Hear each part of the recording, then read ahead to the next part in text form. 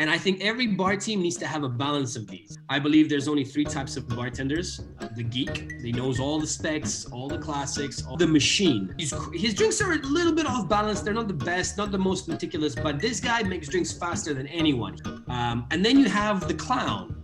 This guy makes drinks slower than everybody else. This guy is maybe not as geeky, but he keeps the atmosphere. He tells stories, he makes jokes, he does shots with the guests, he knows everybody's name.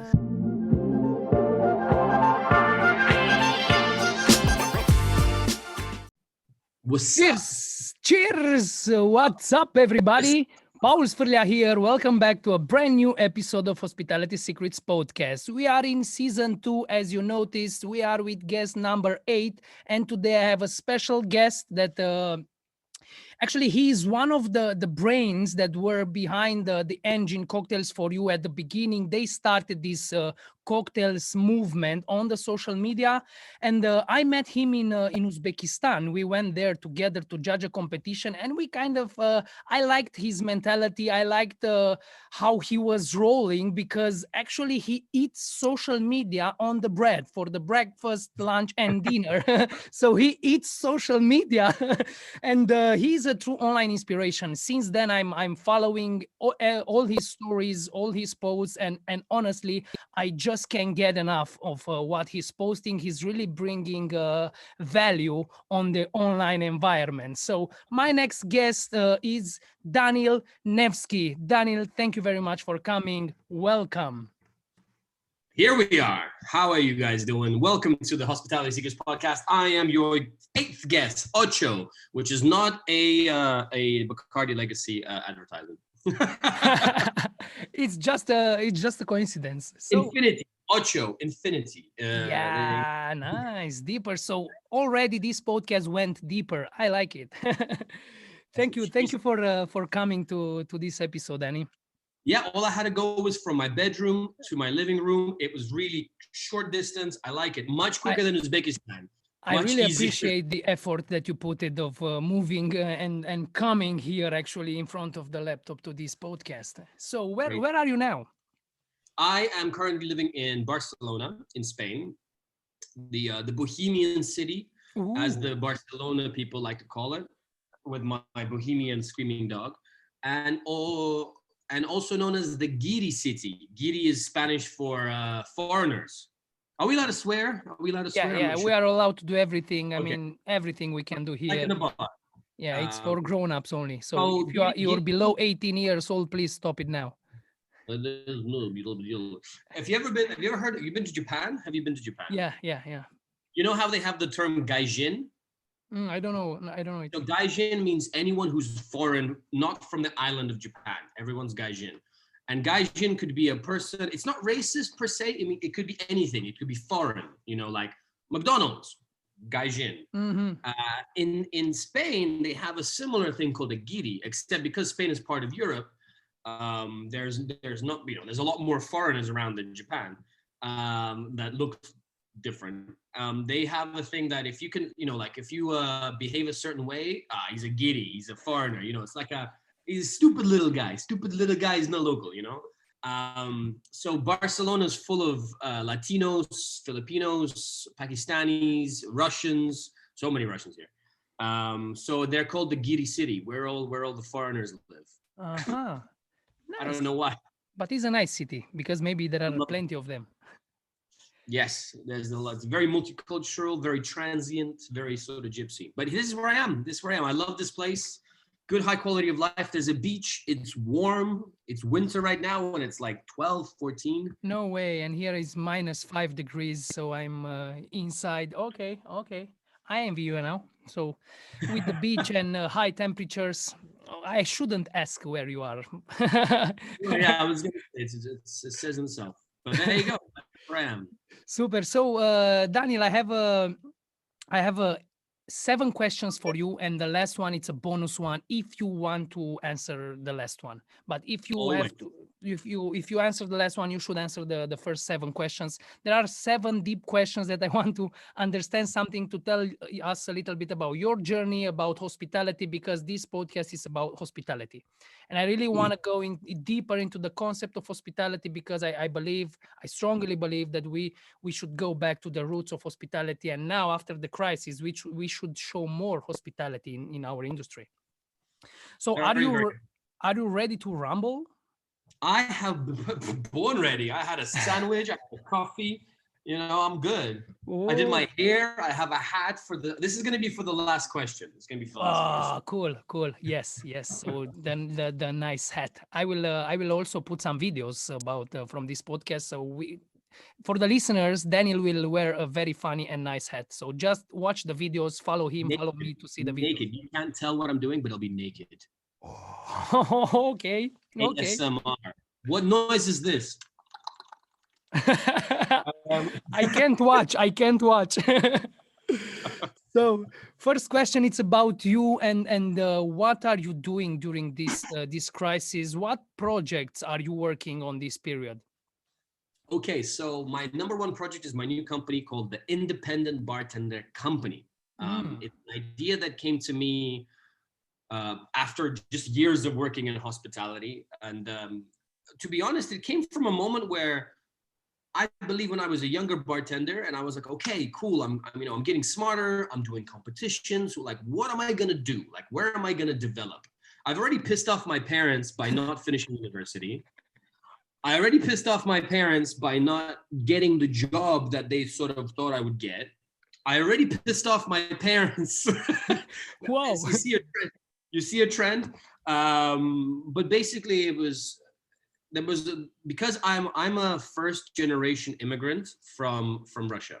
So I'm a third time generation immigrant. So because my parents moved from Russia to Ukraine, which back then was a lot cooler and safer than it is now, 30 years later. It's not as good now.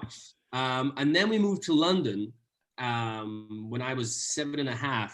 And we're not talking Chelsea, Abramovich, fucking bullshit. We're talking, my dad had a good job and then he became a laborer, a carpenter. And my mom had a good job and she became a cleaner. So first generation story.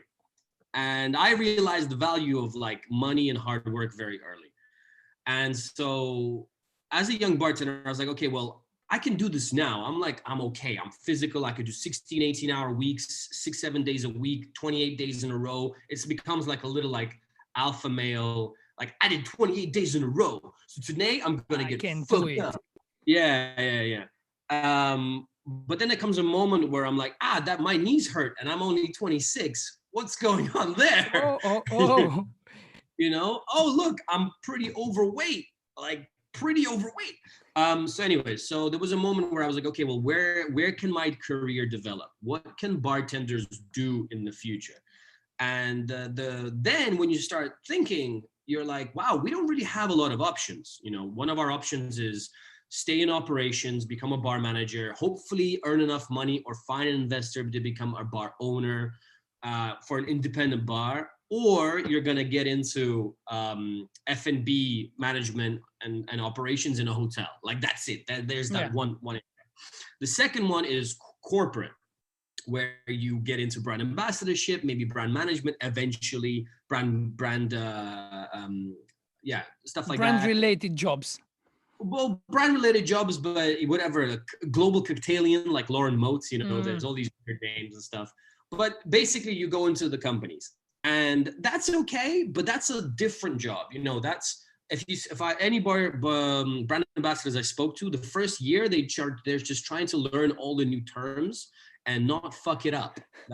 They're always like, I'm gonna shut up because I can go home early and I got like a little expense account and stuff. I'm in a good place. I'm gonna shut up and I'm gonna learn and see what's going on. All the acronyms, Billy B. KPIs, POC, all this shit. ROI, like now I know them all now, but back then I'm like, what the fuck are you talking about? And then the third one is like the Wild West. It's like cowboys, it's consultancy, right? Do you know a single person globally in our industry, in our small cocktail industry, who's like a famous consultant. That's what they are. They don't say I'm a bartender, they say I'm a consultant. Like, I don't know one. I don't know a single person. I don't know a single person who's like, every year they're like, I'm consulting, I'm opening this place, and everyone's like, oh my God, it's awesome. And then he's opening a new place. No idea. It's, I know about small, like, oh, I did the menu or I trained the staff, but no, like, nothing that is sustainable long-term to build your own house or, it's a very difficult. Massive success of it. Yes. So I thought, you know what, that's a pretty depressing, limited number of direction for careers. And then with working with social media and learning to speak the corporate language through a service-based situation, I realized I learned all the acronyms, I learned the language that they want to speak. And I realized that a lot of the time there's a huge communication error between the bar community and the corporate community. They don't really know how to talk to each other. They have no idea how to communicate. And very often the best brand ambassadors are not the ones that the bar community loves, are the ones that know how to talk to both and connect them in the right way. Yeah, the ones very that well said. Yeah, nice. For sure, man. Like the best brand ambassadors, they're connectors, which is what bartenders are, right? But at the same time, once you learn about some of the budgets of the up and up and up and how they're just used really, really badly sometimes, not because people are dumb that are behind them, but the guy who was working for Heinz or Nappies, and then he's managing Johnny Walker Blue, and it's like he hasn't from worked, diapers to exquisite drinks, spirits. Yeah. So it's not always, and they change every year and a half. They're always changing. Mm-hmm. So a brand ambassador can work for 8-9 years in a company and change brand managers 8 times, which is like so stressful because you have to bring a new person in, explain them what you're doing, what the projects are, what the 2-year plan is, and blah, blah, blah. So I thought, hey, well, that's big brands. That's Diageo, Pernod, Bacardi. But there's a lot of brands out there that are smaller, that do good volume, they have budgets, but they maybe can't afford a global brand ambassador, or they can't afford they can't afford an advocacy team, right? But they're doing numbers because the product's good or their marketing's okay.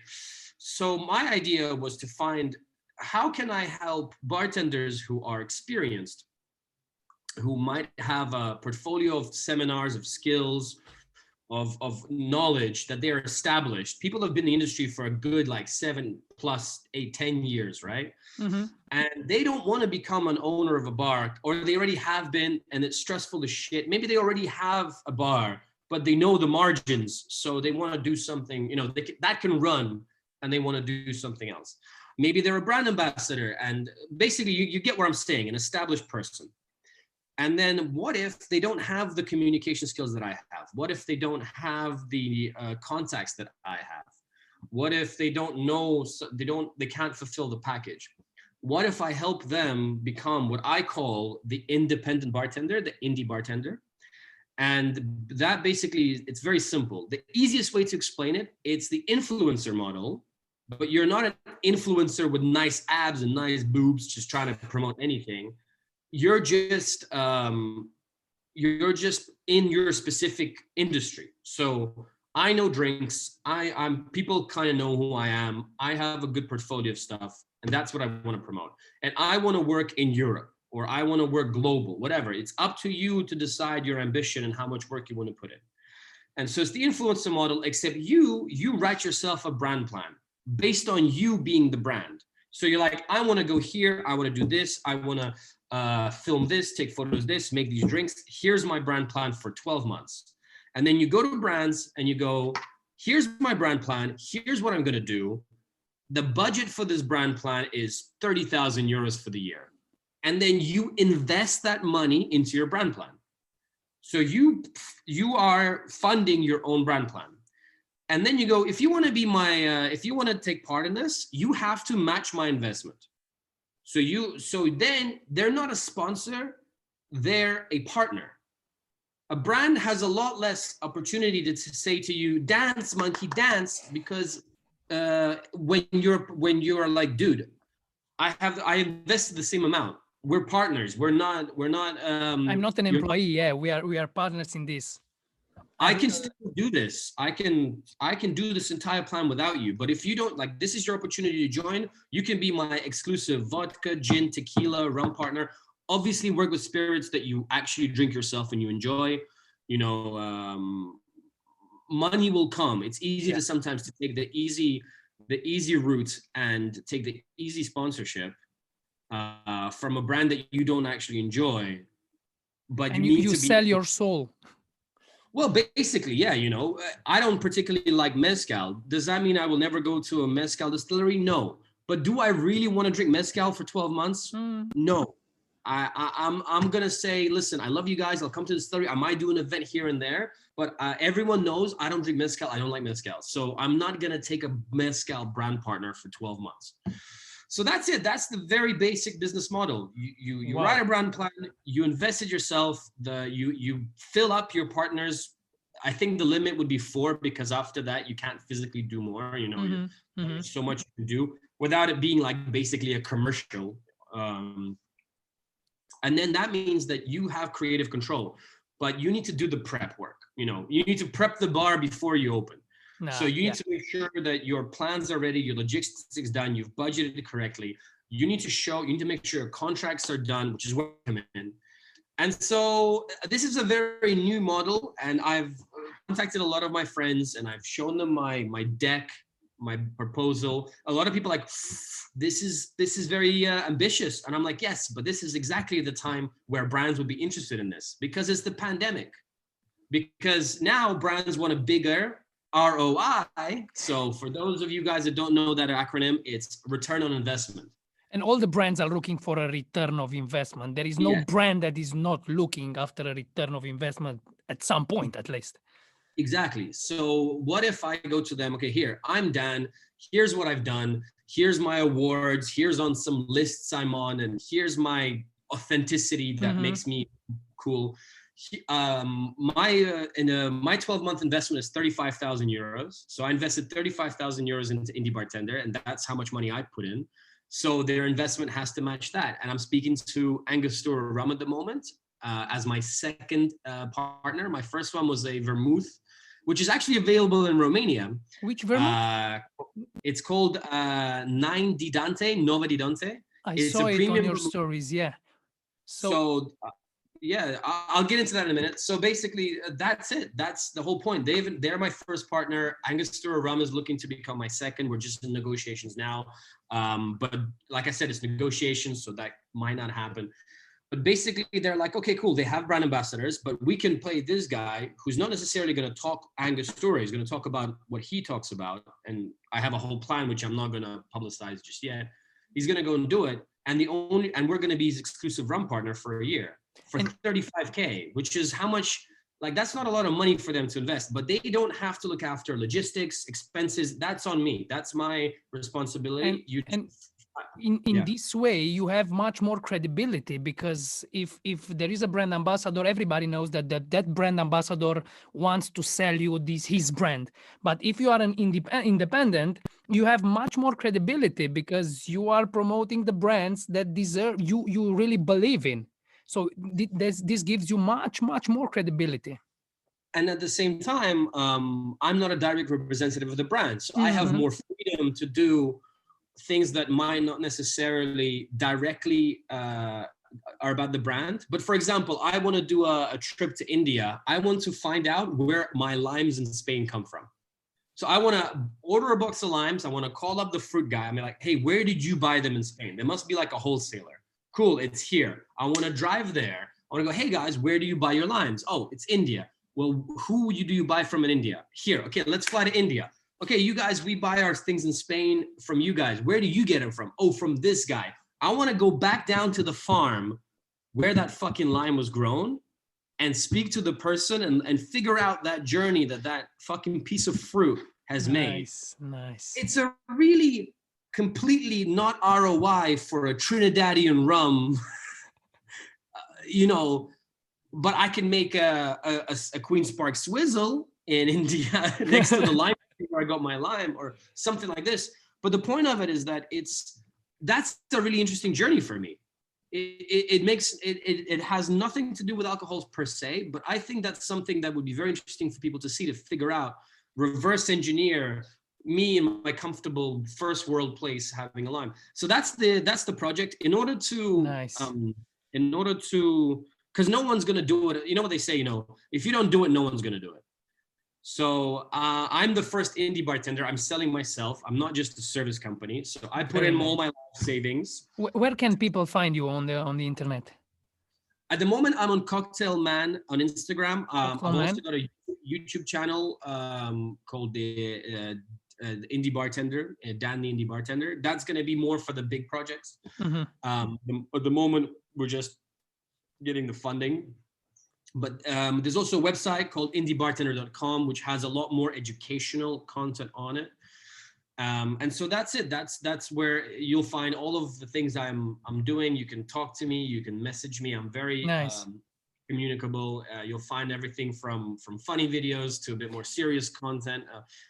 Very much bartending insights. And for the listeners, I strongly recommend to follow the Instagram profile to see his stories. His way of putting stories and his posts is very nice. So I strongly recommend to follow and see what he's doing. So yeah, so that's the idea. And basically, the moment the international restrictions are up, there's going to be a press release going out to a lot of mass media. I'm not a media. They don't really love me. I talk about too much complicated things and subjects people don't like discussing. It's easier to post about someone's new menu than about something deep, and this is where I think traditional media fails, because we always wanted to read there for something a bit more deep. So I don't know how well the press release is going to go, because I've got no PR company. It's just me.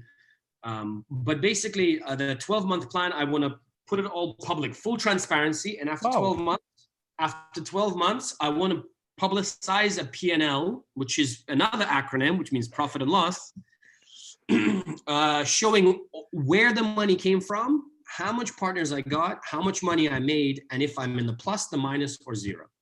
And you have the system publicized, fully transparent of doing this. I want to do it in 12 months. I have an Excel set up. I'm going to make it public. I'm like, here you go. Here's a dickhead with during the pandemic with 35K that he could do anything with, buy a house. He's put it into his company. And after 12 months and no PR and this and this and this, he went and did it. This is how much money he earned. So if I'm earning more than I earned as a bartender full time, traveling the world, making content, guest bartending, teaching bartenders, you know what? I'm okay with that. Ooh, I think most of the bartenders would be okay with that. And so that's my mission. My mission is to do that. My mission is to help other bartenders become indie bartenders. My mission is to help them get the skills that they don't learn until they're older. I'm speaking to a finance guy to create a free P&L course. I have to pay him out of my own pocket, but maybe we'll charge a little bit of it just to cover his costs. But that's the whole point. I'm like, how can I help others, but only if they want to be helped themselves. I'm not interested in mass media, millions of followers. I want to talk to the people who are willing and interested in going further. I want to talk to the people who are smart and intelligent and they don't want to just, I love doing Jaeger bombs now and again. Don't get me wrong. I love going hard. I love going ham, but that shit's not paying my rent at the end of the month. And so I would rather go out with like you, Paul, and do champagne and shots and daiquiris. And next day wake up and go like, all right, let's go back to our awesome, cool lives where we can afford to do all this without worrying about rent. That's a much cooler thing to wake up to than going, fuck, how much did I spend last night? Oh no, I spent 200 euros. And how am I going to eat? So this month I will not drink anymore. I'm eating only from supermarket and exactly. I would rather be able to do the fun stuff and then and not worry about it and make it sustainable, like a sustainable way of living. Exactly. So that's my new mission. My mission is to prove. I've always been a person who tries something on himself, to prove that it works. It's I don't know if it's an Eastern European thing, but maybe you'll agree. But I was told by a guy from Moscow once. He said the difference between St. Petersburg and Moscow is that in St. Petersburg people say, "I want to do this," and in Moscow they say, "What have you done?" So it's a very important mindset. You want to do this, okay? Well, that's great. Do it. My mindset has always been, well, what have you done? What have you done? What's I've what can you put on the table? Exactly. And so that's why I feel so confident now after Cocktails for You, after the Vagabond Project, after Tales and Spirits.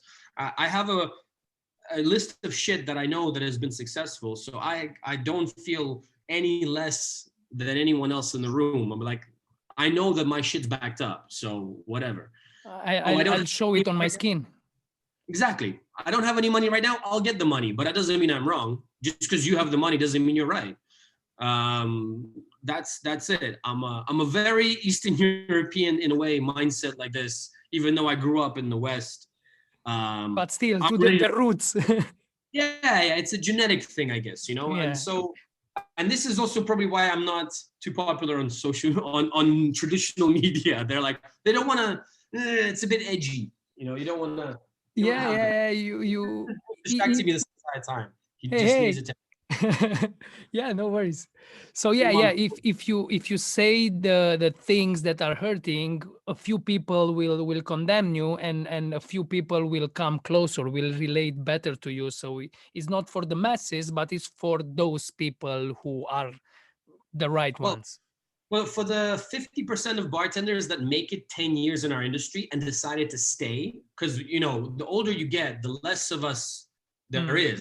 There's less of us who are still as passionate, as want to grow, want to do things. People get tired, and so for those that are still around, then that's who I'm here for. Nice. And for those that want to maybe stay in the industry, that are younger, that want to earn more money, want to travel, this is also an opportunity for you to learn. Nice. So if you're in the industry for many years, or if you are at the beginning in the industry and you want to stay, you want to travel, you want to make money, go and see. What's the site again? indiebartender.com. indiebartender.com. I think I will put it in the description. So if you are listening and if you want to follow the site, just click the link in the description. Yeah, it explains everything about the company. And also there's a nice area there called tools, which I've provided some free tools about social media, about personal branding, I've got a guest shift calculator. So if you were invited to do a guest shift and you don't know what you should be charging, it has a full breakdown. Very nice, very clever. How to break down a guest shift, yeah. And so you just type in your numbers in there. It says, prep cost, how much time you're away, holidays, not holidays, hourly wage or daily wage. And then it has everything in there, and it'll calculate for you how much you should charge. That's cool. indiebartender.com. Yeah. Because money is something that people are always scared to talk about. And you hear these like whispers. He charged this amount of money, 3,000, 5,000, 10,000. And it's like, yeah. And so people start to think, man, if I win world class, I'm going to be charging 20K a trip, Eric Lawrence isn't driving a Bugatti, guys. I have not seen Eric Lawrence drive. Yeah. In a nice car, in an advert for GQ. I don't think he got to keep the car. Yeah. At the end of the day, he had to pass the keys. Yeah. Good. It's just the attention. He needs attention. Yeah. This is like a baby. Good. Is, man. So you are working on a nice project. I really like what I'm hearing. I'll go even deeper in the bartender. I saw it a bit, and I'll go even deeper to research. For the listeners, you will have the link in the description to check in and to see the free tools that Danil is put it on the site. So yeah, it's developing. You're doing things. You're risking, but that's what we need to do. Good. If you don't risk, you don't drink champagne. It's one of my favorites. It's one of my favorite quotes. If you don't risk, you don't drink champagne. Good. Those who don't take risks don't drink champagne. Nice. And the thing is, once you've risked it, you're even in a better position to teach, because you know where the fuck up was once you've learned it. For fuck's sake. When I was studying to become an engineer, we used to have this story in engineering school, which was, if you hire an engineer to build a bridge and the engineer fucks it up and the bridge falls and kills 100 people, do you fire that engineer for the next bridge or to rebuild the bridge, or do you keep that engineer when you rebuild the bridge? It's a trick question. You keep the engineer because he knows where the fuck up was. He's not gonna make the same mistake and break another bridge. He knows what's going on. Nice. But if you hire a new guy, the new guy's gonna make exactly the same mistakes. So you don't hire a new guy. You hire the guy who's got the experience of making the mistake. Good. As horrible as it sounds, because he's got 100 people's lives on his soul, but yeah, he got the experience. He's got the experience. Nice. So, okay, he's sleeping behind me. Perfect. We're good. He's on the same chair as me, and that means he's in a safe zone. He's got the attention that he needed. I no longer have my chair. I have 5 centimeters. My butt is on the edge of my chair, but he's now next to me, which means we're good. No more screaming. Good. So look after your guests. yeah, always look after your guests. That's hospitality.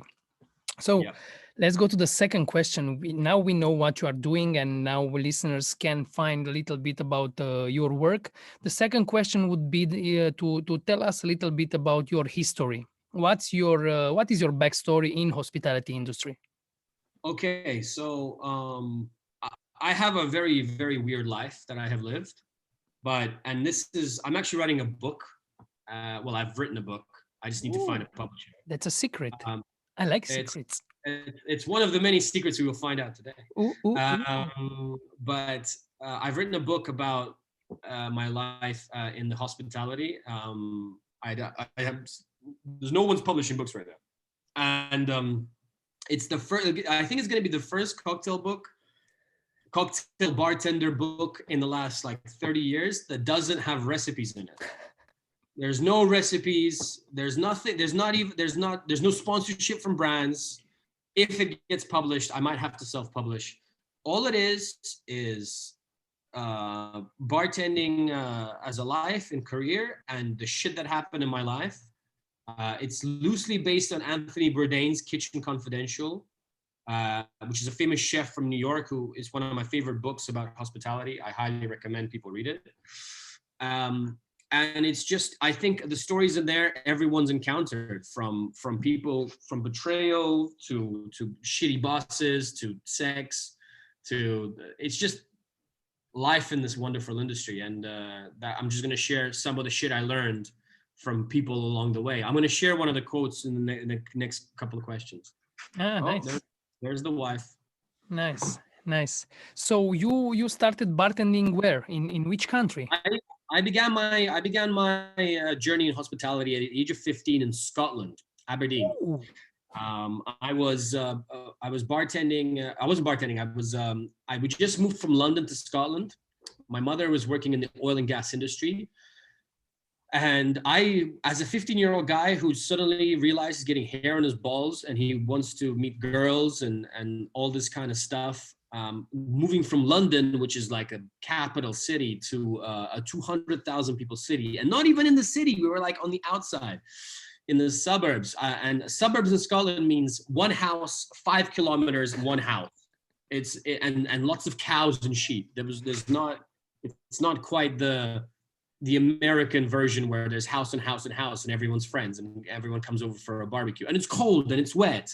It's not sunny and wonderful. So anyway, I wanted to make friends. There was a very prestigious 3-star hotel, 3 stars, in the area, and so they were looking for waiters for weddings, so weekend work.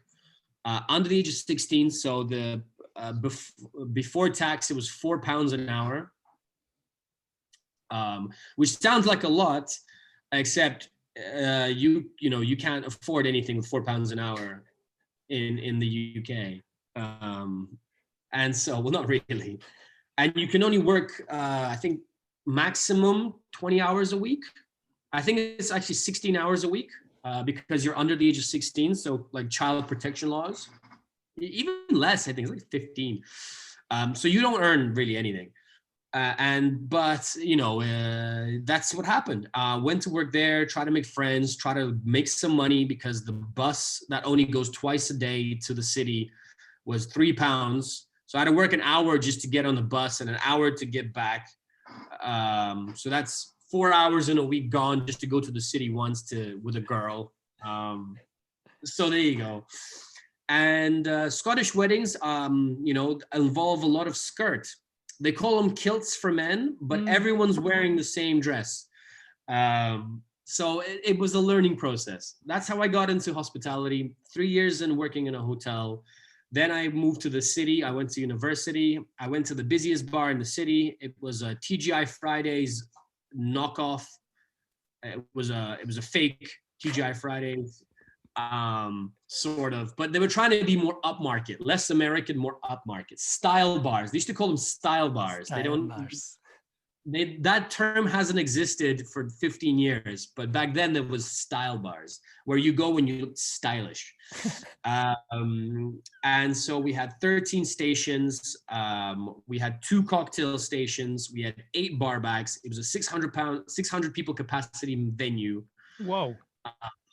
This place was high volume. It was in a church. They bought a church and they made it into a style bar. Nice. I always thinking about opening a bar in a church. It intrigues me because it's forbidden, I think, in Europe.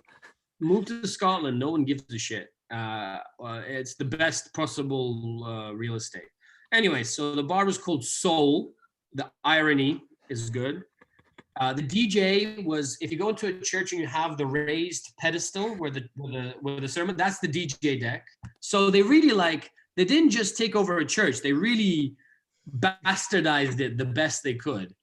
And the first year you could see everything. It was like crazy all the way up. And then they realized that was a lot of space that they haven't used. So then after they earned the money the first year and a half, they made a casino on the second floor.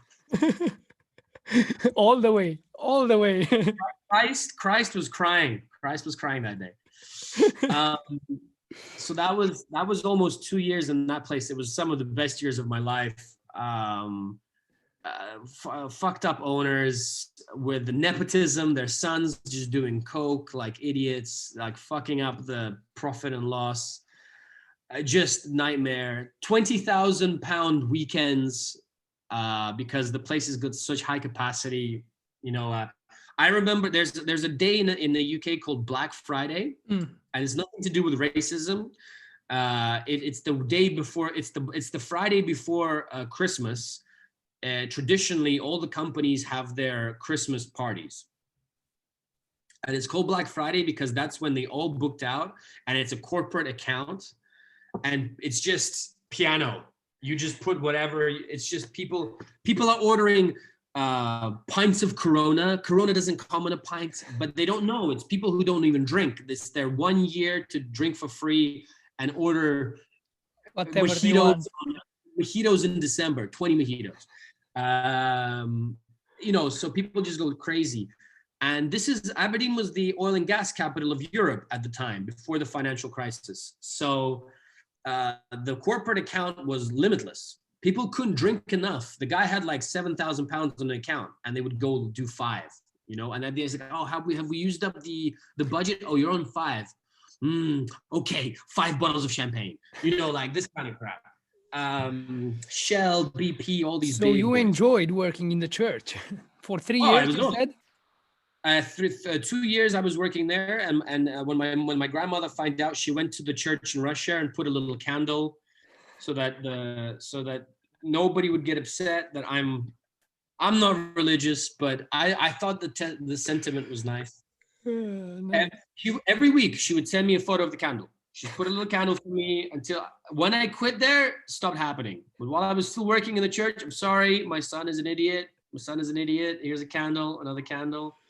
Grandmothers are the best. And oh, you want to go back Nice. and hear? Nice. Next. The So you wife is worked in here. Scotland and then? And so then I worked in Scotland. Then I left the church. I went to work in a club because I was, I tried to take my studies seriously if I could. The club offered less hours or more money. I was working for, I found out later, I was working for the biggest importer of cocaine in Scotland. He owned the club. This is why the book is good. The book has got a lot more details. Good. So if you want to see more, go to the book. Just tell us the chapters now, the headliners. So I worked for a guy who was like the biggest importer of cocaine in Scotland, who owned the club. He owned the club because nobody let him in the other clubs because they knew he was the biggest cocaine importer. So he bought a club. He was like, well, I'll have my own club then. Well, naturally, that's what you do, right? You won't let me into your bars. Well, I'll have my own bar. Yeah. Fuck off. Of course. Yeah. And so I didn't know this until later because when I went into the interview, I heard he was like a scary guy. I heard the previous bar manager got beaten up and left in a forest. And I'm from Eastern Europe. I'm like, just beaten up, didn't even cut off his legs, So I came in there I'm like, listen, I heard you're dangerous. And the guy goes, I think he liked it. He liked the idea that people were scared of him. I heard you're dangerous. Listen, I'm working in that place. It's the busiest bar in the city. It was the busiest bar in the city. I'm like, I just want to work less, focus on studies. I don't want to do anything with illegal anything. I heard you beat this guy up because you wanted to. I'm coming to this interview because the money's good. I'm completely not prepared. Like I shouldn't be here. I'm not. The job role was assistant bar manager. I was 19. I wasn't even 20 yet. There's no way I should be assistant bar manager in a nightclub. But, I go in there and I'm like, here, I'm very quick. I'm smart. I just want to earn more money and focus on my studies. I want nothing to do with the legal bullshit. And I want to know why you beat that guy up. And he told me the story that why he beat the guy up was because the guy stole money from him and he caught him. And when he said, give me back the money, I never want to see you again. It was a small amount, but it was the principle. You don't disrespect the guy who's the biggest importer of cocaine in Scotland. It was like 2,000 pounds. Stupid, yeah. That would be stupid. And so the guy was disrespectful again because he sent him an envelope with the money with 2,000 pounds, but in the envelope he wrote "fuck you." So the guy was like, "All right, listen, I'm not gonna hurt a young kid. I'm not gonna hurt him in a real way." So all they did was just wanted to scare him. They didn't even beat him up. They just found out he was in this bar. They drove up. They threw him in the back of the car. He pissed himself. They drove out into like 70 miles into the middle of nowhere outside the city and just going like, you're an idiot. You disrespect my name or my business again. You're going to come back here, but without legs. And then they threw him and he had to walk back to Aberdeen for 70 miles. There was nothing happened. Nothing bullshit, nothing happened. But you know how rumors start, then you know how stuff happens. Yeah. So club.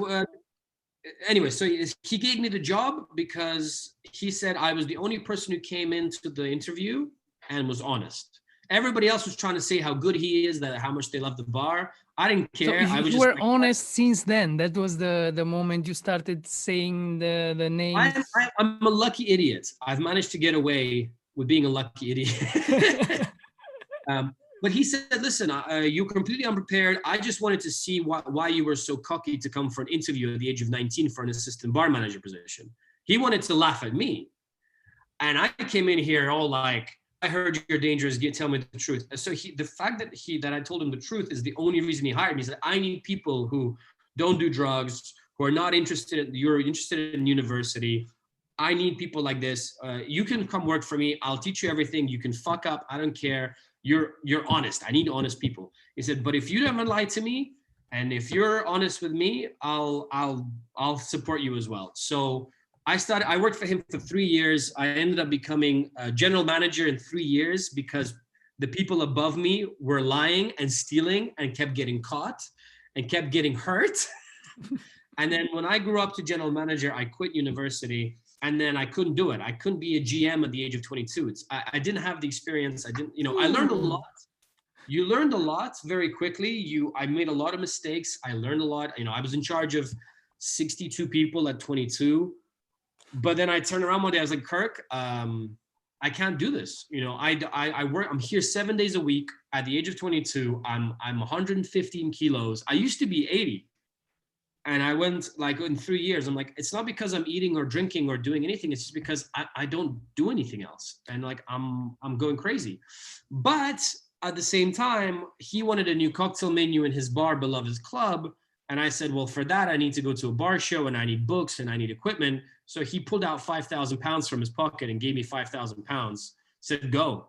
So if it wasn't for him, I wouldn't have never like got into cocktail competitions, or he was just like, he treated me like a son. Really, he did. Nice. Treated me like a son. And it's thanks to him that I am where I am now, with his financial backing. So then the journey started to the learning process in this industry started. And then you started working as a bartender, as a manager. And what was the? I was the manager, but then I made a cocktail menu. My cocktail menu had 9 mojitos on it because mojitos are popular. 9 variations of the mojito. They were very popular. And then there was a moment where a guy came into my bar, a guy called Mike McGinty, who's now working for Bacardi in Scotland. And he was like the coolest bartender of the city. He was like, everybody respected Mike. Mike knew his shit. Mike wore a bow tie. Back then the style was bow ties, vests everywhere. To the supermarket, bow tie and vest. To the bank, bow tie and vest. Stylish. Every barbecue, bow tie and vest. You got to sit next to me. Now you let me go talk and do the thing. Go eat that. Anyway, and so Mike came into the bar and said, looked at my menu because he heard I had made a menu. And then he said, this menu sucks. I'm like, Mike, turn around. And Mike turned around. He's like, everyone's drinking mojitos. Place is making cocktails. I'm like, I sell more drinks than your fancy cocktail bar. I'm like, I don't care if you think the menu sucks. Everyone's drinking cocktails. And it's true. We were selling more drinks than more cocktails than any other bar, but they were all mojitos. And it's easy to sell 9 types of meat. Strawberry mojito, raspberry mojito, elderflower mojito. Kind of mojitos. Mojitos. But then I said to myself, you know what? Fuck this guy. I'm going to beat him in a cocktail competition. This guy does all the competitions. This guy thinks he's so fucking cool. I'm going to beat him. I have never beaten Mike in a cocktail competition in my life, ever. He's one of my good friends now. I never beat him, but he's the reason I got into cocktail competitions. He's the reason I started doing it. I enjoyed it. And then I did 23 competitions. I didn't win a single one. And then I got 3rd place and I got to go to like France. And I was like, yeah. And then I had like a good year. 2012, I became the UK champion of Bols Around the World. This was a competition that was really good and famous back then. I still have a claim to fame that I beat Simone Caporale. So keeping that shit. No one cares except me. No one knows, but I'm gonna tell everybody. I was the UK champion for Bols Around the World, went to the World Finals, really fell in love with Amsterdam, met my future boss, and he was in the competition. He was the Dutch champion. And then he opened Tales and Spirits. I moved to Amsterdam instead of London. I was offered to move to London to work in Kalukale. I was like, fuck that. London bartenders are super pretentious because they treated me, they treat anyone else. Back then, they were a lot worse. Anyone who was outside of London was like, oh, you're a village person. Blech. And so I was like, fuck you. I lived in London for 8 years. Most of you foreigners haven't lived here more than 2. What are you getting cocky about? My English is better than yours. And I'm from Russia. So I was like, fuck that. I'm moving to Europe. People speak English in Amsterdam. I can move there. I moved over there. And then I realized that how the UK is like a bubble. Like the UK bartenders, London bartenders, if they're from the UK, they never leave the UK ever, unless it's a guest shift that someone's paying for. And if they're Italian, which is the only other UK bartenders you have, Italians. There was Czechs. There was a bunch of Czechs. He's joining the chat. He's he's not getting the attention he normally gets. Yeah. Normally at this time, I make him run 50 million times to tire him out and take him outside for a walk. So he's not. It's gonna happen. Yeah, there you go. Look outside the window. Look, there's dogs. Anyway, so there was a lot of Czechs, lots of Italians, and they only go back to Czechoslovakia or Czech and Slovakia, and Italy. So what happened was, I was like, whoa, Amsterdam's great. Everyone knows each other. People are traveling from city to city. They're going to Berlin. They're going to Paris. The community in Europe is a lot more connected. It's a lot more, Jesus Christ. They're a lot more interested. And I was like, I'm so happy I moved here. Tales and Spirits got into the world's 50 best bars. I worked my ass off. I went back down to 80 kilos, 85 kilos. So that was 16-hour weeks. They'll do that for you, baby. And Amsterdam stairs with the ice machine. So yeah. And then I left that, and I did my I burned out a little bit. I also did more competitions, the usual. I did well. Never did world class. I got upset at world class. I got into the top 100 in the UK, and then I never made it. And I was so upset I never did it again. Fuck off, world class. I always wanted to do it. But I was like, yeah, I don't know. Not anymore. But and then I did a project called the Vagabond Project, which was 12 months, 12 countries, 12 bars. Ooh, nice. I funded that myself. This was my previous project, which I self-funded, where I worked for free in a bar around the world for a month. I flew myself there with my own money. It's all the savings I had back then. And this is when I joined Cocktails for You as a partner. So that's how I actually got the partnership. I said, here, listen, I've got 15K. That's all savings I have. I want to do this project where I work for free in a different month around the world every month, completely illegally. Eddie was like, that's cool. Well, I'll be a partner with you. If you raise any money, we'll split it 50-50, we'll be partners. I still get to keep my page though. I'm like, I don't give a shit about your page. I want to do this. So that's how we became business partners. And so I did that. And that was the best decision I ever made in my life, because the reason I wanted to do that was because I wanted to be nominated for Tales of the Cocktail International Bartender of the Year. And I thought, well, how do you become International Bartender of the Year? You have to be international. You have to be around the world. And I'm like, well, I'm not Simone in London. I'm not Jack McGarry in the Dead Rabbit in New York. What if I work everywhere? What if I work all over the world? I'll be the only person who's actively working, internshipping, staging all over the world for 12 months, homeless. Cool, I'll do that. Everybody will think I'm cool as hell. My press release didn't get released anywhere. Nobody gave a shit. I worked for 18 months in total at the end. And only towards the last 6 months, did people were like, oh, this guy is homeless. Word of mouth got around. A couple of journalists heard about it, wanted to write about it. I'm actually getting more attention about it now. Now the project's finished 3 years ago than it was during the project. But actually, it's a good thing, because that means I can talk about it, and it's boring news, So that's what I did for 18 months. 18 months, wow. I was on the road. Wow. No life, just one bag. I worked in some of the world's best bars. I slept in some of the world's worst conditions. I gained back more weight. I lost an appendix I landed in Kazakhstan, and then my appendix burst within 24 hours, and I had to have surgery. Ooh. Yeah, that was fun. Oh, it doesn't look pretty. It was one of the old school. Yeah. Central Asia style. Yeah. Yes. So, and then that's it. That's a very long answer to my career in a nutshell. I've done a lot of random shit. But one question regarding this: how would you describe your life in one sentence? What you told me here, how would you put it into one sentence?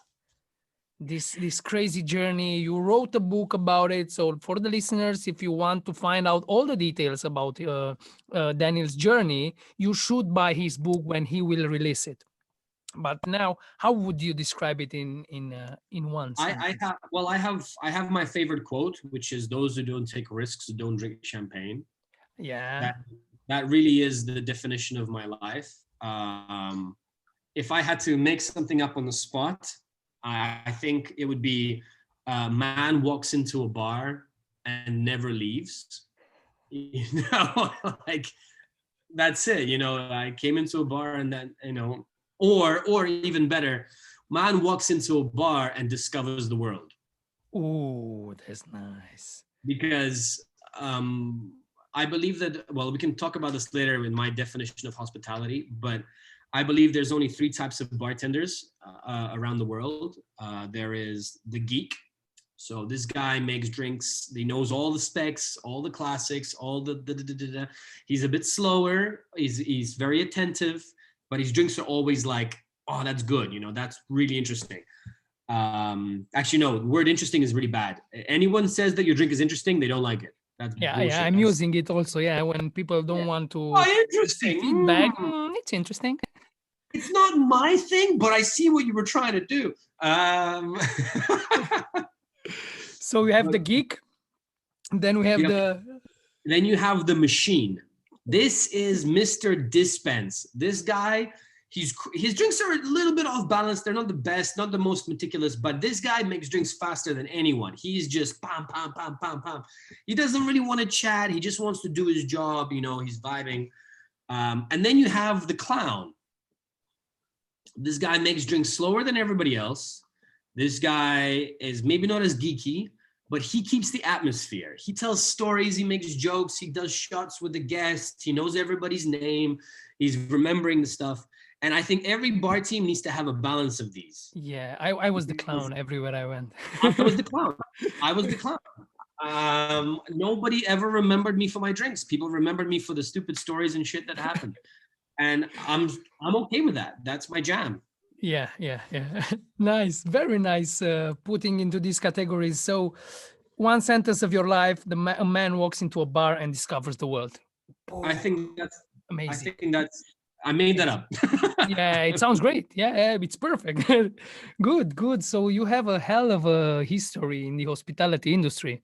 But during this industry, going to third question, were there one or more persons in the hospitality industry that truly inspired you to learn something meaningful in this industry? And what have you learned from him, her, or from them? Name them guide, teacher, mentor, name them whatever you want. Who inspired you most in this industry? I have a top three, and I have little stories associated with every single one, because unfortunately, I never had like a specific mentor, because I was a cocky bastard. And when I got the job as this assistant bar manager, and then they asked me to make a cocktail menu, there wasn't anyone telling me what to do. So it was just me, the internet, anything I could find, and critical thinking, if that makes sense. I just had to think, you know, okay, mojitos are super popular. Well, what if we have a whole menu of mojitos with different flavors and people will love it? And they did, you know. Well, whatever. But basically, I have three specific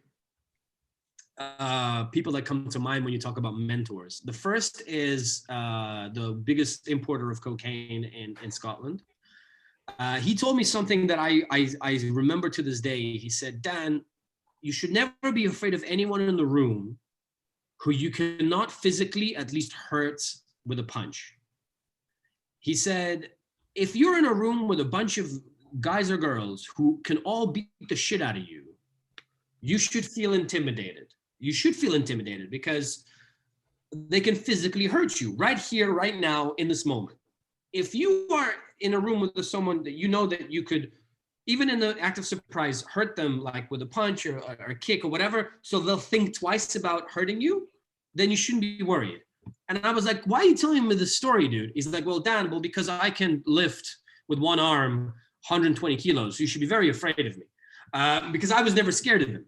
We didn't have that relationship. But this taught me a lot, because I was never afraid of any boss I ever had. I was never afraid of any contractual discussion. I never got anxiety from meeting Alex Catena. I never got scared of meeting these people. They, for me, they were just another person with their own life and their own set of skills, but they couldn't hurt me. I was the taller, bigger, fatter guy, so I wasn't scared. But it helped me not be intimidated by things that I can't physically feel, or, it doesn't really matter to me that you're Gary Regan. Yeah, you came before me. Okay, well, you did. So what am I going to do about it? It's nothing I can do. So this helped me with having a mindset of like, what's the worst that could happen to you? You could get fired. You don't get the contract. Okay, but are you being a dick, or are you offering something good, but the other person just doesn't get it or doesn't want to pay? Well, that's fine. You're going to be okay. You're going to be fine. Physically, you're going to be fine. If you have arms and legs, you can still go work. So this is what he told me. The second, I was taught by a guy who was the supervisor in that big bar in the church, Rob. My first ever Sunday day shift, which is everyone's worst shift. If you've worked a Saturday, you don't want to come for Sunday day. But I was asked, could I come in? And Rob, he only did day shifts. He never did night shifts. He was a bit older. He was like 47. He didn't want to do nights anymore, but he was the day shift king. And he said, Dan, your shift starts at 12. I want you to be ready downstairs by 11:30. And I was working till like 4 o'clock in the morning on Saturday. And I was like, fuck that. 11:30 ready? Why? Like, I'm not going to be, it's not going to be high volume. I'm just going to run food and I'm going to pour drinks.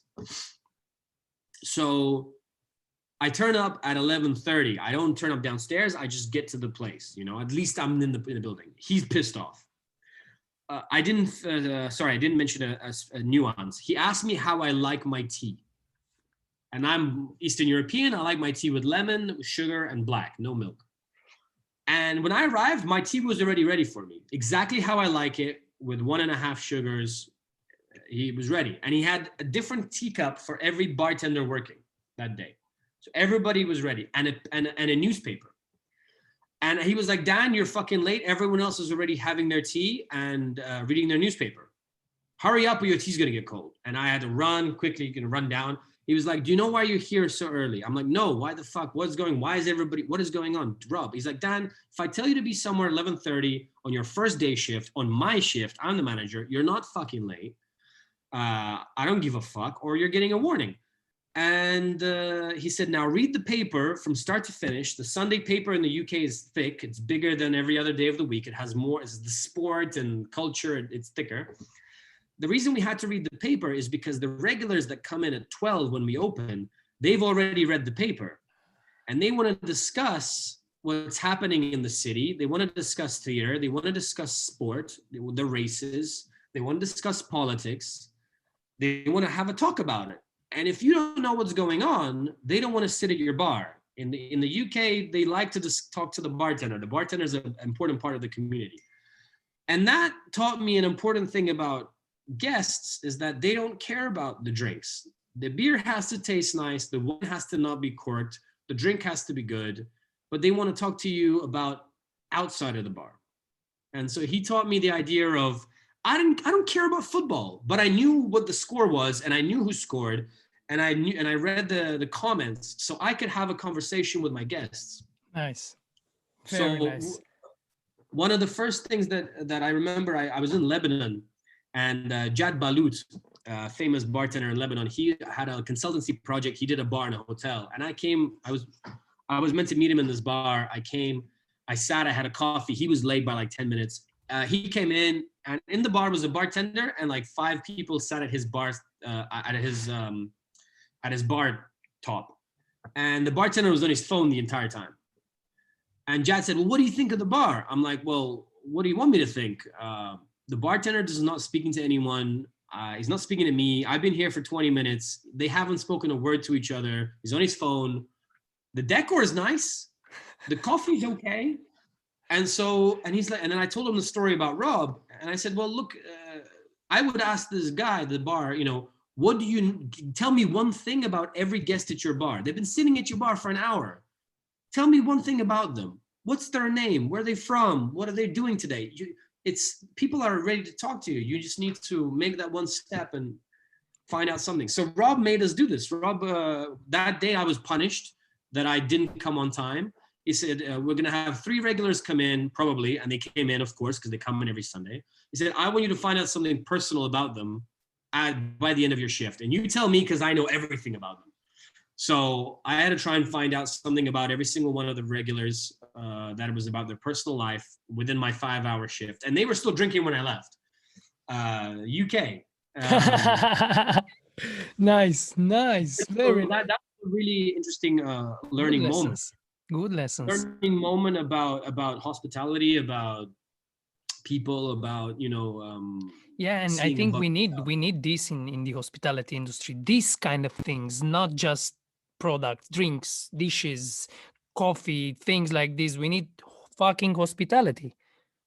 But it's that's why I like telling that story, because it's very understandable, right? Mm-hmm. Telling them you should read the paper, or telling them a story about being on time, knowing how the tea, why the regulars, they understand a lot better the importance of it, I think. Mm-hmm. So those were the first 2, and I think the last one, was probably it was my friend Farmer, who was my supervisor, and I was at a Havana Club training, and the brand ambassador came and told us about Havana Club, and on the bottle of Havana Club, you have this little woman with a spear and shit. I forget her name. Mm-hmm. And the story is that her husband was a sailor. He went away. She was standing on a mountain and she was waiting for him, and blah, blah, blah, blah, blah, blah. That old fucking story. In the same way that I'm saying to you now, that old story, I did exactly the same thing out loud in the middle of a training with 40 people going, we've heard this a million times before. There's nothing special about this. And this girl was like half Cuban, half Scottish. She got pretty upset. She was like, well, if you've heard it before, shut the fuck up, because the rest of them obviously haven't. And my friend Farmer told me a very interesting quote. He said, human beings have 2 eyes, 2 ears, and 1 mouth, and we should use them in that proportion. so very deep. I have little stories, little things that I remember that really are teaching moments, humbling moments, and I think those are the ones I want to pass on. I'm a Wikipedia tab with random shit. I don't have a very specific. Very nice. I like to collect those tabs. let's go into hospitality tab. I think this is a bigger box. And the fourth question would be, what does the concept of hospitality means for you? It's a very interesting thing, because I believe that working in hospitality, or my specific experience, has been more bartending than anything. That would be the majority of my career in hospitality. A little bit of management, extreme management, and some bar backing and waitering as well. But specifically, most of my life has been bartending. And I believe that hospitality, and bartending, it's if anything, it's a study of anthropology. It's a study of human beings, right? It's anthropology is the study of the human nature and stuff like that. And if you meet any bartender who's been doing the job for a while and who likes the job, they will tell you about this sixth sense in the back of their head. Somebody could walk through the door, any gender, any age, and they look at them and go, that's a cunt. That's a dick. That person is going to be a dick. You can just feel it. Or, that's a nice looking person. You develop this this instinct, this sort of like bartending instinct that you can, people instinct. And it's, I believe when people say, are you a real bartender? I'm like, can you tell a person just by looking at him? Like, that's the real test. Can you tell what a person's mood is just by having a look at them, not even talking to them? That's the real bartending. That's real hospitality for me. And to open this a bit further is that,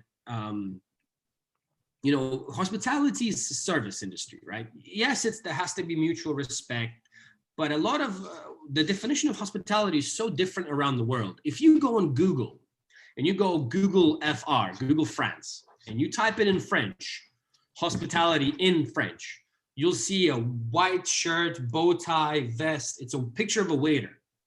If you go into like I think is it Turkish Google or Egyptian Google? There's like one of those. And you type in their local dialect, the word hospitality, you'll probably see a picture of a coffee shop or a shisha shop, right? If you look at the symbol of hospitality in America, it's a pineapple. If you look at the symbol of hospitality in Eastern Europe and Russia, it's a samovar, the tea thing, the big tea thing, because that was our symbol of hospitality. Come for a cup of tea, and I have this massive fuck off thing in the middle of it. Every culture has its own little symbols of hospitality, has its own vision of what hospitality is. And that difference is what makes it interesting, but it also makes it very undefinable, right?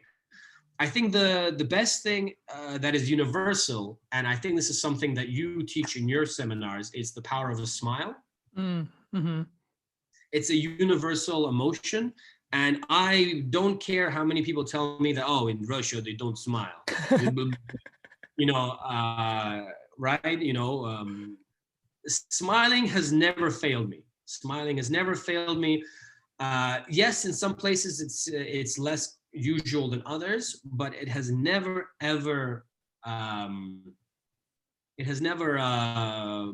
ended up badly for me. No one's punched me in the face for smiling. Never happened. Never will happen. I think maybe when you do something very wrong and you should apologize and you just smile in the face, that's a different story. But the idea is the intention. If the intention is positive and you're smiling, then no one's ever been angry at you for doing that. They just can't. It's a physical inability. And so talking about bartending and hospitality and anthropology and all these things, the one thing that I will say that though, where I am now in hospitality is that there is still an element of me where I believe that hospitality in a professional sense, if you're a hospitality professional, where you provide a service. And this is where I have an opinion which people very, very, very often disagree with. I believe that we don't have guests, we have customers. And I'll explain what I mean by this. A lot of people say we don't have customers, we have guests. Now, I like the sentiment that what they're trying to teach bartenders is that treat them as closer, don't be so cold, right? That's what they're actually trying to explain to the bartenders. The problem is what you are trying to teach and how it's interpreted is very different. So why don't I believe we have guests, we have customers, is because if you have guests come to your house, in your house, Paul Svirle's house, and you invite guests over and you have dinner, whatever, they might bring something, they might not. You're not depending on them to bring anything. You made dinner, you had fun, you had some drinks. When they leave, you don't go, whoa, here's your check. You don't give them a check. How you want to pay, cash or card? Maybe in Netherlands you do because it's the Dutch, but that does happen, has happened to me. But in most parts of the world, if you have guests over, you don't give them a check. They leave and they're happy. And so what I believe is that this phrase of we don't have customers, we have guests has been misinterpreted by a lot of people as this is my house. I'm the owner of the house. You're my guest. You have to respect me. It becomes, by having guests and not customers, you have removed the role of responsibility that you have to serve and give them a good time. That's your fucking job. Well said. Nice. And that's so it. And so that's where I'm like, that person has come here to relax, to forget the fucking world, have a drink, read a book, go on a laptop, argue with his wife on the phone, whatever. They have not come here to listen to my shit. They have not come here to listen to whatever the fuck I think I'm doing here, my egocentric world of my artistry, whatever. They've come here for whatever their motivational reasons. I need to find out what those reasons are, and I need to make sure they're having a good time based on their motivation. Now, if those motivational reasons are negative, they're here to rub the place, to be a dick. And if I can't help them with my capabilities, then I have to remove them because I don't want them ruining everyone else's night.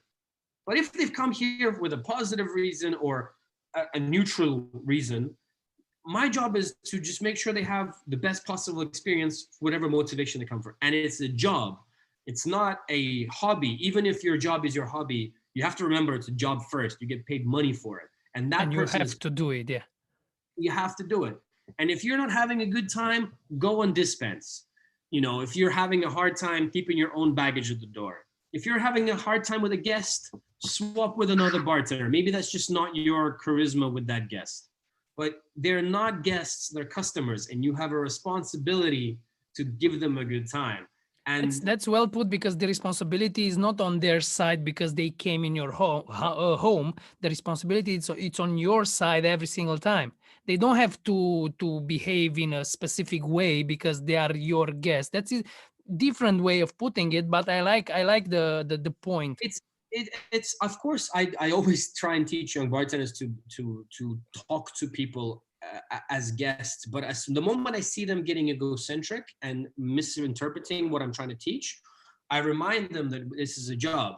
And I had an argument during my seminar in Moscow Bar Show last year where half of the crowd was like, "Nah, man, I don't agree with you." And I like that. When people are disagreeing with me, that means we can have a discussion. And if they feel comfortable to talk about it. And she's like, "Well, no, but guests." And I was like, "Listen, in your bar, do you have rules?" Yes. When you have guests come to your house, do you read them 10 fucking rules of how they should behave in your house? No. But my people that come to my house, they know things. I'm like, yeah, they know not to shit on a table, or they know not to steal, but you don't train your house guests. You're just like, there's etiquette. It's just, just teaching people that mindset is very important, and the perspective is very important. What is okay in one country is not okay in another, and the more you know, the better you're prepared. Nice, very nice.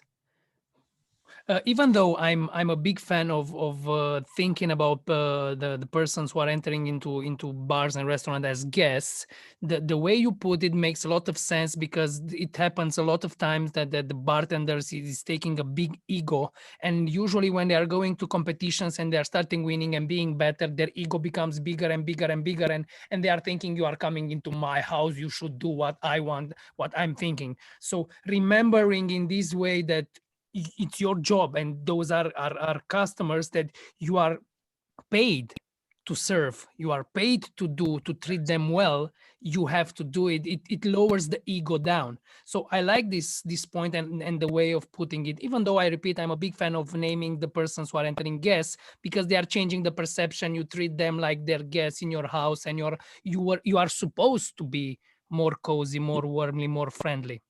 Well, look at it this way. It's like, are you a fan of Star Wars? But you Or, understand the idea of the light side and the dark side, right? Yeah. The concept, and so, they say the Sith are absolute, and then the Jedi are not absolute. There's no absolutes. I believe there's no absolutes, right? I'm not trying to say I'm a Jedi, but I actually don't like the Jedi. I think they're pussies. But I'm somewhere in the middle where, like, treat them as guests if you understand the concept of what I mean when I say this. But remember, it's your job, so you have to have a balance in all things, not just in your daiquiris. You have to. Good. That is it. It has to be in the right place. Yeah, that's the best way of putting it, because if they are only guests, you can take the bigger ego. You come in my house, you are my guest, you do what I want. But if you treat them as a customer because it's your job, they are paying you, they are paying your wage to do this. That's a very, very well way of putting it. Good. A funny story about, have you heard of El Capita's bar in St. Petersburg? Yeah. So we were discussing the same thing that we're discussing now, and they were telling me this interesting story how they had a bar manager from Moscow come, and they were full. They have a big thing about, it's a seating only policy. They want to provide the best possible their level of service to every single guest / customer. And so they said to the bar, "Listen, come back in like an hour and a half, but really you won't have the full experience." And he said, "No, come on, I'm leaving tomorrow. I gotta, I'm here." And they're like, "Listen, well, we can put you in this corner, but you're gonna have to be standing, and understand that we're packed. Service is gonna be a bit slower, and if you're okay with that." Yeah. Person comes in, he's with another friend. They go in the corner. they get greeted sort of, but they're in a blind spot because they're in that corner and they get their drinks late. They get the second drink late, because they're just not, they're just not this. That's how it is. And at one point, the barman is like, "Man, what's going on? You guys are like the 50 best bar," and the guy who let him in is like, "Well, I told you, I warned you that you're in a blind spot. You're in an unusual place. Service is going to be slower." He's like, "Yeah, but you've let me in. I'm now a paying customer." People are very quick to remind you that they're a paying customer when they're not having a good time. And because they are paying. They are paying. If they pay, they were supposed to get the service, the products, and everything. The full experience. Yeah. You let them in. You chose to let them in, even It's if your responsibility. Yeah. You took that responsibility, and so next time you won't. You'll either learn from it. You won't. You'll be like, "Sorry, that's it." They can be annoyed about you and that you didn't let them in. But if your reasoning is because you wanted to give them the full experience, then they can't be an asshole to you. Yeah. I couldn't provide you what I wanted to provide for you, and you cannot give me shit for that. Yeah. Very nice. Good. I like this topic of hospitality because it's, as you said, is different in different cultures. It's different perception about the hospitality. That's very nice. Next question. Are you ready? I'm getting my chair and stuff. Because talking about hospitality, it's a big difference about fake hospitality and genuine hospitality. And the question is, what advice can you give to the listeners so they can offer genuine hospitality to their guests or customers? I don't really know what fake hospitality is. McDonald's, like fries. I assume you're talking maybe like American hospitality versus more European hospitality, right? So if we go back to the topic of anthropology in the bar industry, what you have to think about is motivation, right? What motivates a fake hospitality person to provide fake hospitality, right? What motivates an American server or an American bartender to be nice to you? Tips. Their motivation is tips because they don't have a set salary. They don't know how much they're going to get. Every day is a different day, and it's completely performance based. So if they're super nice to everyone and you're tipping well, their fake hospitality becomes genuine hospitality because you're a good tipper. You're a good tipper. They know you're going to tip well. So if they look after you and are nice to you and you tip well, they're going to genuinely like you.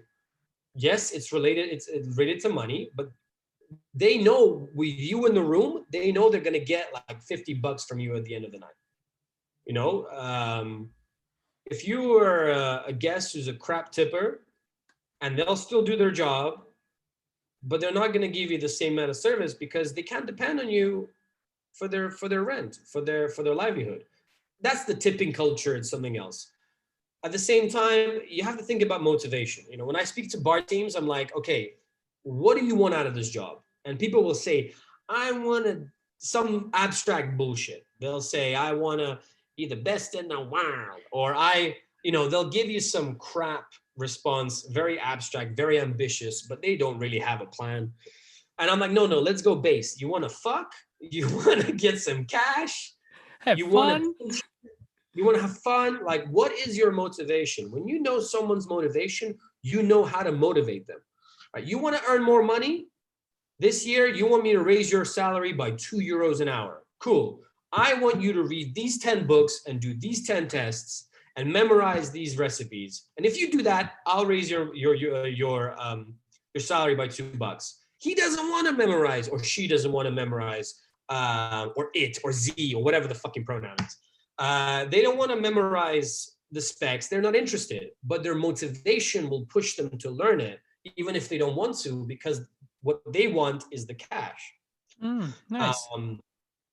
If they want to represent your bar in a cocktail competition because they want fame, they want to travel somewhere, they want to go to France to a cognac house, cool, I'll give you that spot, but you need to be faster. You need to do, you need to do this. This is now your responsibility. You need to make sure that's done well. If you do that well, you'll get this. And this is how I'm going to check you.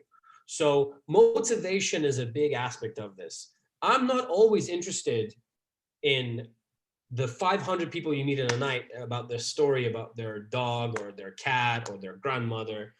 You can't have empathy for something you don't know. It's bullshit. And I hate anyone who sits there and goes, I'm an empath.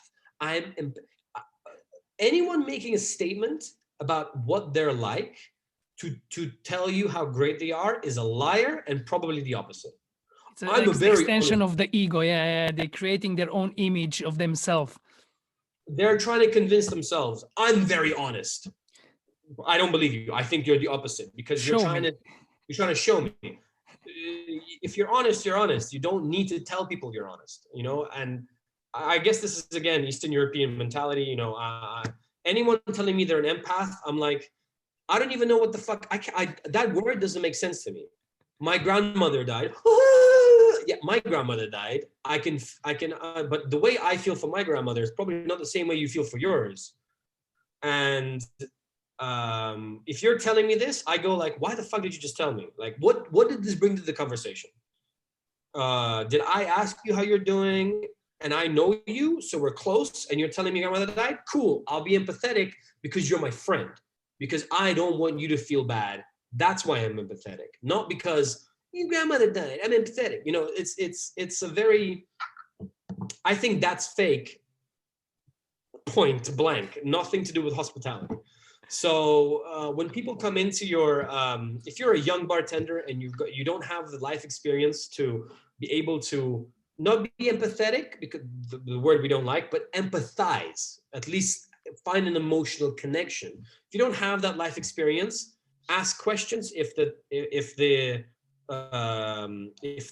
theme allows it to be. Oh, I got a new dog. What's that like? I've never had a dog. The person would love to tell you what it's like having a dog, the good and the bad things.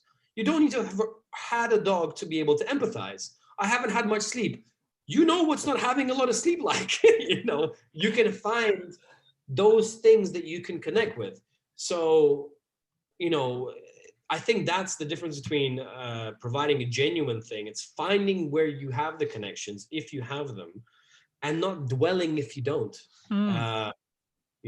If you do your job at a high professional level, that's the minimum of what you need to do. And if you find an emotional connection with your guests, that's awesome. But that's not your responsibility. And at the same time, if you're not enjoying your job, unfortunately, hospitality is a very emotional industry. If you're not enjoying your job in hospitality and whatever you're doing, you won't do it well, even if you're super talented or super professional. It's not the industry for you. So I just don't know what fake hospitality is or genuine. It's just hospitality for me. There's just ranges, Layers of hospitality. Yeah. It's not black and white. Not like, it's not black and white. It's all layers, shades of gray. I think if we had to summarize, it's motivation. What motivates you to do what you do? And that will then dictate how you do it. Very well put in. Yeah. If you are very motivated, you will be eager to show hospitality, care, welcoming, friendliness, all these things, kindness, because you have a motivation. We all have a motivation. Even if you are showing genuine hospitality, the motivation is maybe the satisfaction that you get when you treat that person well.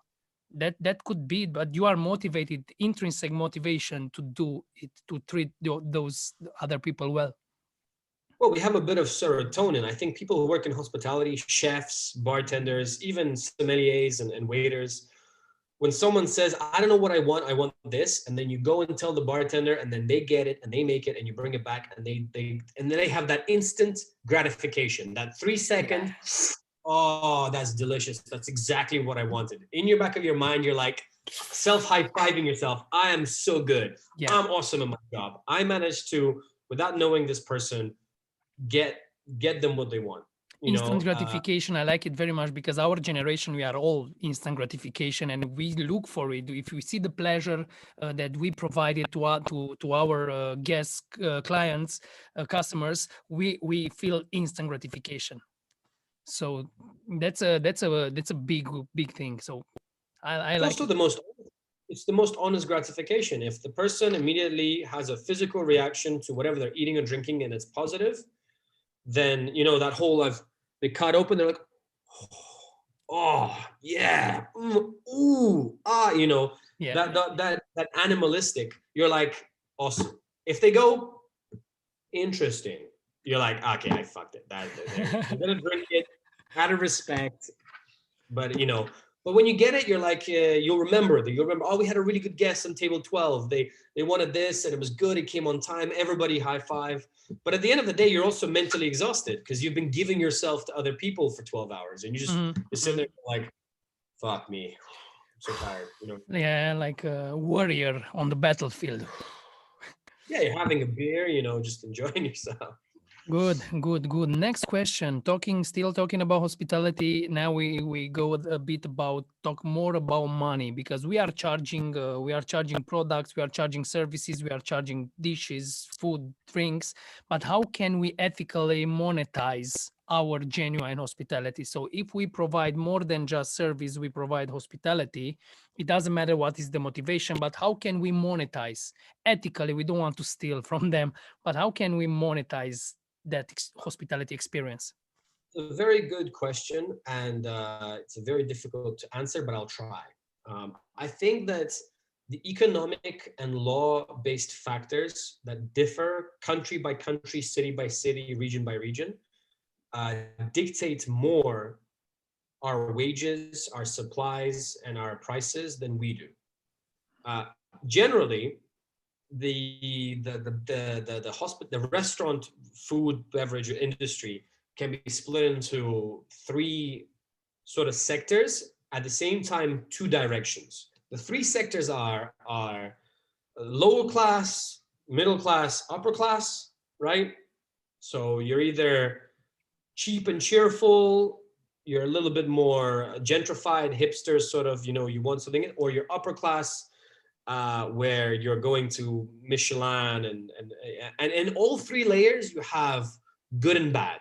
You can have a good, cheap and cheerful place that does good food for a low price, and you can have a really shitty one. You can have a Michelin star restaurant that serves you foam for 50 euros and it's bollocks. Or you could have caviar and an amazing cut of meat you could never find yourself.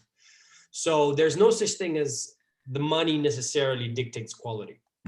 But there is two themes. One is function and one is emotion or an experience.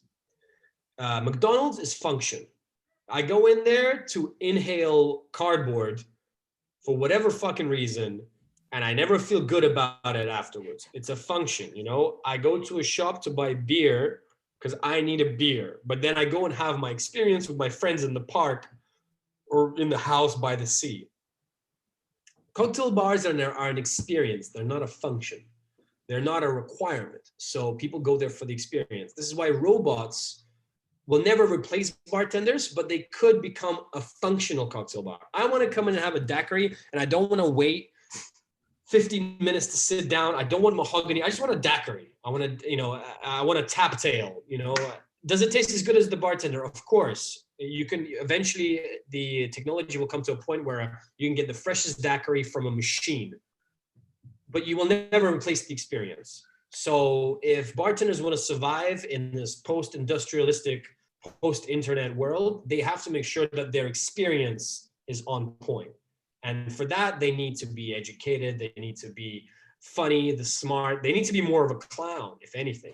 It's the machine bartender that can be replaced, but the clown and the geek can't. Wow. Because that's it, right? Wow. Nice. Very nice answer. And it resonated exactly with the. You know what I mean? And I feel you. That's bad for the machine bartender. Really, it's sad. Really, somebody could have a passion for bartending, but they're They're not a geek or a clown. So that's a sad reality. Mm-hmm. In terms of how to monetize, I think that there's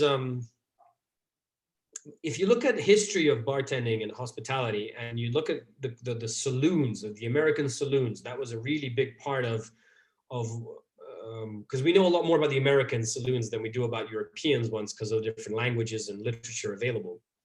But back then, if you think about it, the internet was the saloon, right? You want to meet somebody, go in a chat room, you go to the saloon. You want to find out what's going on in the city, get your news, you go in the saloon.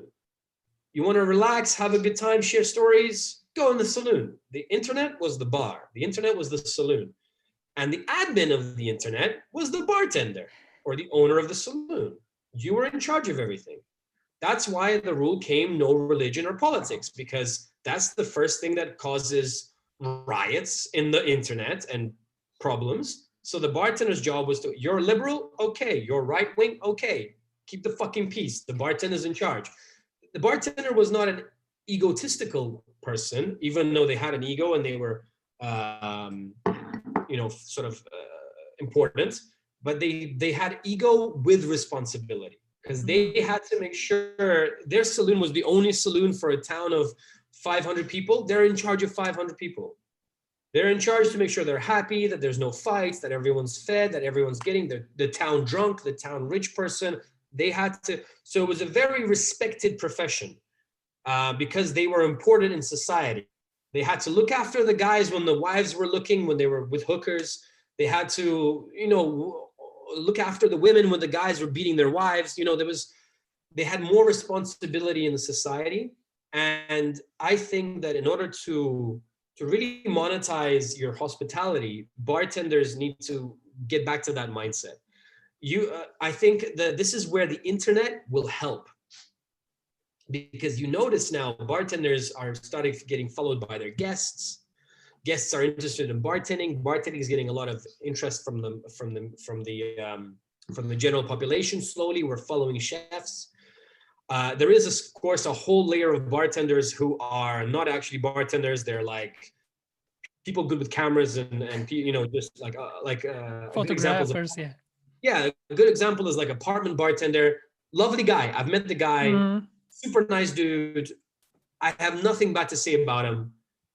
He has a place in the world of internet bartending, and I don't give a shit. I don't want his money. I don't want anything. Like, no issue, no bad vibes. But I think bartenders need to do what he's doing. Mm-hmm. Learn that part. Because if you're living in Barcelona, for example, and you're a bartender and you start to get a crowd of guests who like you, who like what you're doing, and you have good media, you're in their line, you start to become important socially for them. You become an important aspect of their community, of their life in the city. And then if you want to open your own place, they're going to be your guests. You're going to monetize your hospitality. You want to do an event, they're going to come. You're going to monetize your audience because you're, and this is unfortunately also a very long-term game. I know, for example, there was a girl who just moved to Barcelona, who's a financial investor analyst, who was a regular in our bar in Amsterdam for 3 years. So she's from Bulgaria, and I grew with her in Amsterdam as she grew within her company. And now she moved to Barcelona. She immediately sent me a message going, hey, I just moved to the city. Where do we go for drinks? You know everything. Like, I'd love to come and see you. So that person I haven't seen for 3 years. They're number one. They still follow where I am. They still want to see me. And then I can bring them to my friends' bars because I know they like new good. I still am their number one, So maybe not number one, but I'm a contact that they trust, like the regulars trust their bartenders. So that's, if you can get your audience, you can become important to your community. You can go beyond your bar, and how many people who open a new bar go within a 500-meter radius to all the local shops and businesses and tell people that they've opened a new bar. They don't. They go on Instagram, have a photo shoot, invite some influencers. Yeah. Physically go, I'm opening a new bar in 1 month. I'm building right now. I'm on this street. I'd love to see you there. But we're a laundromat. We just wash clothes. Yes, but you're my neighbor. Do you drink? Do you want to have some food? I want to invite you. I'm your new neighbor. I just moved in. You monetize it. Yeah. Yeah, you're in a building at the bottom and you have 20 flats above you.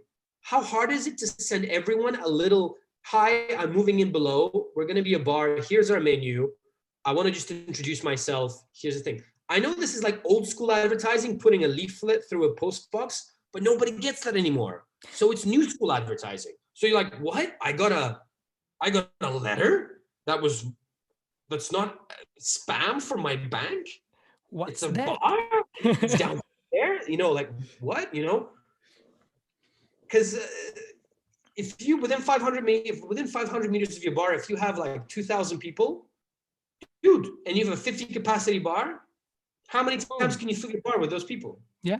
Okay, 50% of them can't drink. Say, it's 1,000 people, but they all know about it now. There's that new bar, and they all have 1,000 friends. There's a new bar that opened on my block. Hey, you want to come over for a cup of coffee? Let's go check out that new place. The guys are really nice. They came over. They got to know us. Cool. Become a member of your society, or your community. Nice, very nice, very well thought answer, and I like how you put it to monetize hospitality. So we still have a few more minutes left. We'll go to the last question about secrets. We are at hospitality secrets, and the big question for you is: can you tell us a secret about you that not many people know? Like a short secret, like 1 or 2 minute secret, if you have something that not many people know, because we are a little bit over time, just only 40 minutes. Sorry. I'll try to be interesting, because I'm trying to think of a secret that's like spicy or something. I don't know. Okay, I have it's more of a story than a secret, but it'll be 2 minutes maximum. 2 minutes, sorry. Good. So I wanted to be an actor. I did improv school in London for 4 years. And I met Jude Law. It was in 2001. There was a film called Enemy at the Gates, which is about Stalingrad and the Battle of Stalingrad between the Nazis and the Soviets. And there was a scene in there where there was an old grandmother with a kid, and I went for the casting of the little kid. And I got through to like the third stage. I got to meet the director. I have a picture with the director, and Jude Law was there. And if I got that part, I would never be talking to you. I'd be a millionaire coke addict. I'm so lucky that you didn't. So lucky that I'm here. Wow, nice. Little story that not many people know about my life. So Daniel, thank you very much. It was a little bit longer, but I'm sure that it's worth it. So thank you for being my guest in this episode. I just don't have it written here. Yeah. Thank you very much for being part of this. No worries, Paul. Hopefully see you soon. Yeah. Drink nobody sure. don't. Drink 9. Get a bottle. Take a photo. Yeah. Okay. Where can I find it? I will look for it. and they have distribution in Romania. I have no idea who sells it. I'll find it. So 9 Dante. 9 Dante. It's a Torino Superiore. So it's a new AOC from the European government. It's delicious. Nice. It's about the same price as Antica. I'll taste it, and I'll find it in Romania. So thank you very much one more time for being here. For the listeners, I really appreciate that you listen to us. I hope that you found a few interesting things. For sure, I found some new things, some interesting things about hospitality, about Danil Nevsky, that shared with us his passion, his knowledge. So thank you very much for listening. If you want to follow the podcast, to listen to the weekly guest of this podcast, you can follow on Spotify, Apple Podcasts, every single platform of the podcast. We are there, and we post a lot every single week. Thank you very much for. Send me the link when it's online. I will share it with the world. Yeah, thank you very much. That's it for today. I hope it's useful. Paul Sfirlea here. See you next week. Cheers.